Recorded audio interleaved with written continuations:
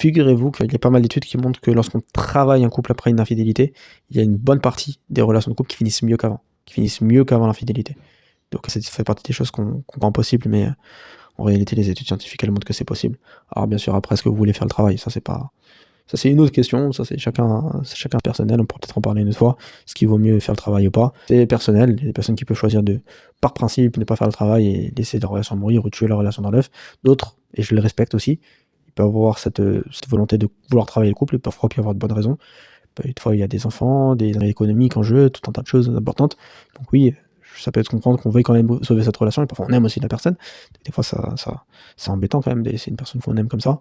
Et parfois, on se rend compte qu'on n'est peut-être pas aussi tout blanc dans l'histoire et qu'on a fait des erreurs, et donc on se dit c'est dommage de laisser tomber la personne parce que je suis conscient que moi aussi j'ai ma part de responsabilité. Il peut y avoir plein de raisons, mais le point important c'est quoi? C'est que peu importe si tu veux la sauver ta relation ou pas, est-ce que c'est possible? Oui, après une infidélité, c'est possible d'avoir une meilleure relation qu'avant. Les études scientifiques, elles le montrent. Et j'ai cité les sources. Si tu prends le manuel clinique, la thérapie de couple, dans la section sur l'infidélité, ils te disent qu'il y a beaucoup de couples qui sont même plus heureux qu'avant, et il y a 2 résultats qui ont été faits sur ça et qui le confirment.